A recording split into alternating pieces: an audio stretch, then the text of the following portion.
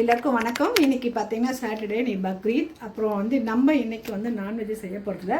But ஆனால் அதே மெத்தடில் இன்றைக்கி நான்வெஜ் மாதிரி வெஜிடபிள் பிரியாணி நம்ம செய்ய போகிறோம். அதுக்கு கிரேவி பார்த்திங்கன்னா குட்டி மீல் மேக்கர், அது கறி கிரேவி மாதிரி பண்ண போகிறோம். எப்படி செய்யலான்னு வந்து வீடியோ பாருங்கள் வாங்க. செய்ய தேவையான பொருள் பார்த்திங்கன்னா பெரிய வெங்காயம் நல்லா நீட்டாக கட் பண்ணி வச்சுருக்கோம். ஒரு 3 பச்சை மிளகாய், கொஞ்சம் தக்காளி, அந்த கிரேவிக்கு கொஞ்சம் வெங்காயம் பண்ணியிருக்கோம். இப்போ பார்த்தீங்கன்னா நம்ம வந்து பட்டை லவங்கம் போட்டு ஸ்டார்ட் பண்ண போகிறோம். இப்போ பாருங்கள், நம்ம ஒரு 2 ஸ்பூன் எண்ணெய் ஊற்றிருக்கோம். இப்போ எண்ணெய் வந்து காயணும், கொஞ்சம் காஞ்சிருக்கு. கொஞ்சம் எண்ணெய் காஞ்சோன்னா இது போட்டோம்னா நல்லா பொரிஞ்சிரும். எண்ணெய் வந்து காயாமல் போட்டோம்னா பொரியாது. இந்த வாசனை கிடைக்கணும்னா எண்ணெய் நல்லா காயணும். இப்போ பாருங்கள், எண்ணெய் காஞ்சிருக்கு. இப்போ பார்த்தீங்கன்னா எண்ணெய் காஞ்சிடுச்சு. நம்ம வந்து அந்த பட்டை லவங்கம் இதெல்லாம் போட்டிருக்கோம். அடுத்து பாருங்கள், இப்போ கட் பண்ணினா பெரிய வெங்காயத்தை நம்ம போடுறோம்.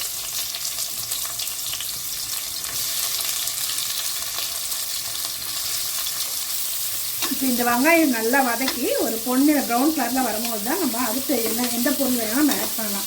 ஏன்னா அப்போ தான் அந்த பிரியாணி நல்லா வாசனையாக இருக்குது. இப்போ பார்த்தீங்கன்னா நான் கொஞ்சம் கல்லுப்பும் ஆட் பண்ணியிருக்கேன். ஏன்னா அப்போ தான் கொஞ்சம் சீக்கிரமாக இது கொஞ்சம் கலர் மாறும். இது கொஞ்சம் கலர் மாறி இருக்குது பாருங்கள். இப்போ அடுத்த ஸ்டேஜ் வந்து பார்த்தீங்கன்னா நம்ம இஞ்சி பூண்டு பேஸ்ட்டு இதையும் போட்டு கொஞ்சம் வதக்கிக்கலாம். 1 ஸ்பூன் இஞ்சி பூண்டு பேஸ்ட் போட்டிருக்கேன். இதில் நல்லா அந்த இஞ்சி பூண்டு வாசம் வந்து அந்த பச்சை வாசம் நல்லா போகணும். அப்போ தான் வந்து இந்த பிரியாணியோட டேஸ்ட் வரும். இப்போ பார்த்தீங்கன்னா அந்த வாசம் போயிடுச்சு, நல்லா வதங்கிடுச்சு. இந்த ஸ்டேஜில் வந்து நம்ம கட் பண்ணினா தக்காளியை போடுவோம். இந்த தக்காளி வதங்கும் போதே கூடவே ஒரு 2 பச்சை மிளகாயும் ஆட் பண்ணிக்கலாம். ஏன்னா இதுலேயே அதுவும் கொஞ்சம் நல்லா வதங்க ஆரம்பிச்சிடும். இப்போது இந்த ஸ்டேஜில் பார்த்தீங்கன்னா நல்லா கொஞ்சம் வதங்கிடுச்சு தக்காளியும் அந்த பச்சை மிளகாவும். இப்போ நம்ம கொஞ்சமாக மீல் மேக்கர் ஒரு 10-15 பீஸ் இதில் ஆட் பண்ணிக்கலாம். கொஞ்சம் நம்ம கட் பண்ணினா புதினாவை கொஞ்சம் ஆட் பண்ணலாம். இதெல்லாம் கொஞ்சம் எண்ணெயில் வதங்கினா நல்லா வாசம் கிடைக்கும். இப்போ பாருங்கள், கலரே உங்களுக்கு தெரியுதா? இந்த ஸ்டேஜில் நம்ம பிரியாணி செஞ்சோம்னா சாப்பிட சுவையாக இருக்கும், டேஸ்ட்டாகவும் கிடைக்கும் நமக்கு. இப்போது நம்ம வந்து இது வந்து வெறும் மிளகாத்தூள் காரத்துக்காக நம்ம ஆட் பண்ணுறோம். அது கூடவே பார்த்தீங்கன்னா இது காஷ்மீரி மிளகாத்தூள் கலருக்காக நம்ம இந்த மிளகாத்தூளே கொஞ்சம் கூட ஆட் பண்ணுறோம். அதுக்கு பிறகு பார்த்தீங்கன்னா இது கொஞ்சம் பிரியாணி மசாலா ஒரு 1/2 ஸ்பூன் போட்டால் போதும். இது நல்லா வதங்கிடுச்சு. ஸோ இந்த ஸ்டேஜில் நம்ம அரிசி ஊற வச்சு அரிசி இருக்குது, பிரியாணி அரிசி, அதை கொஞ்சம் நம்ம ஆட் பண்ணலாம். ஆட் பண்ணி ஒரு வதக்கினா போதும். அதுக்கப்புறம் நம்ம அது மெஷர்மெண்ட்டாக தண்ணி ஊற்றிக்கலாம். இப்போ நம்ம அந்த மெஷர்மெண்ட் அளந்து வச்சு இல்லையா தண்ணி, அந்த ரைஸுக்கு ஏற்ற மாதிரி அந்த தண்ணி இதை ஊற்றிக்கலாம்.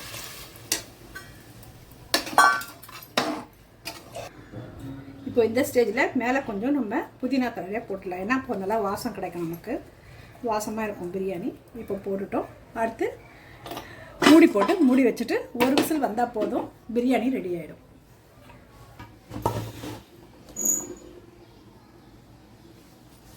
இப்போ அடுத்து பார்த்தீங்கன்னா இந்த மீல் மேக்கர் கறி பண்ண போகிறோம். அதுக்கு தேவையான பொருள் 1/4 ஸ்பூன் பெருஞ்சீரகம் போட்டுக்கலாம். ஒரு 2 லவங்கம் செஞ்சிடுச்சு. இப்போ சின்ன வெங்காயத்தை நான் ஆட் பண்ணிக்கலாம். பொடியாக நறுக்கி வச்சிருந்த வெங்காயத்தை நான் ஆட் பண்ணிக்கலாம். இப்போ இந்த வெங்காயத்தோடய நம்ம ஒரு 1/4 ஸ்பூன் இஞ்சி பூண்டு பேஸ்ட்டு சேர்த்துக்கலாம். இப்போ பார்த்தீங்கன்னா வெங்காயம் நல்லா பொன்னிறமாகிடுச்சு. ஸோ இந்த ஸ்டேஜில் நம்ம ஒரே ஒரு தக்காளி தான் வச்சுருக்கோம், பொடியாக இருக்கிற தக்காளி.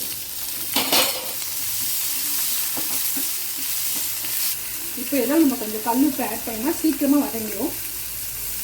ஒரு 1/4 ஸ்பூன் கல்லுப்பு போட்டிருக்கேன். இப்போ நல்லா வதங்கிடுச்சு. ஸோ இந்த ஸ்டேஜில் 2 பச்சை மிளகாய் மட்டும் ஆட் பண்ணிக்கலாம். இப்போ பார்த்தீங்கன்னா இந்த ஸ்டேஜில் மீல் மேக்கர் பொடியாக இருக்க மீல் மேக்கரை போட்டு நம்ம நல்லா வதக்கி எடுத்துக்கணும்.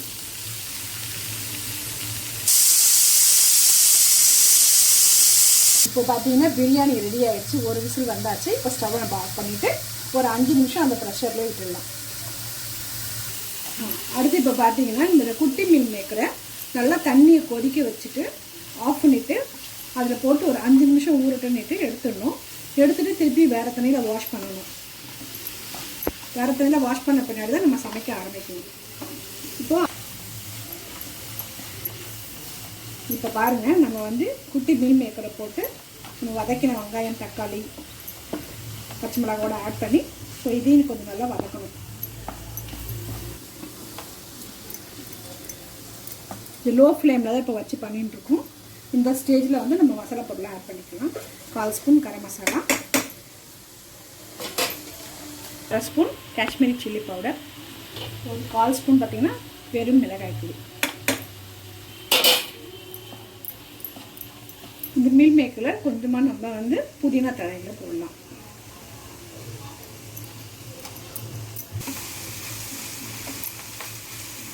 இப்போ பார்த்தீங்கன்னா இது கொஞ்சம் நல்லா வதங்கி வந்திருக்கு. ஸோ இந்த ஸ்டேஜில் நம்ம ஒரு 1/4 டம்ளர் தண்ணி ஆட் பண்ணணும்.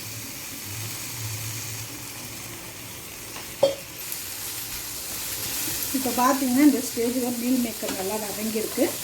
ஸோ இதில் நம்ம 1/2 ஸ்பூன் மேகி மசாலா ஆட் பண்ணலாம்.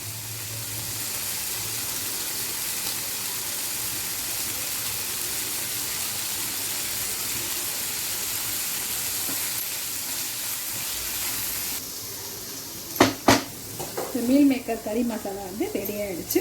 இப்போ இந்த ஸ்டேஜில் நம்ம கொத்தமல்லி தழையை தூவிட்டு இறக்கிடலாம். ஸ்டவ்வை நம்ம ஆஃப் பண்ணிடுறோம். பிரியாணிக்கு நம்ம தயிர் பச்சடியும் ரெடி பண்ணியாச்சு. இப்போ நம்ம இந்த செஞ்சோம் இல்லையா மீல் மேக்கர் பிரியாணி, பாருங்கள் எப்படி அழகாக ரெடி ஆகிடுச்சுன்னு. இப்போ சாப்பிட்டு ஆரம்பிக்கலாம்.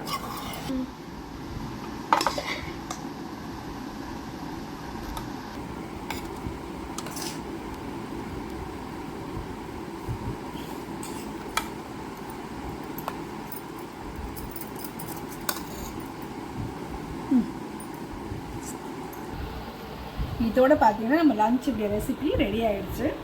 இதே மாதிரி நீங்களும் வீட்டில் செஞ்சு ட்ரை பண்ணி சாப்பிட்டு பாருங்கள். மறக்காமல் என் சேனலுக்கு சப்ஸ்கிரைப் பண்ணுங்கள், லைக் பண்ணுங்கள், ஷேர் பண்ணுங்கள். நன்றி.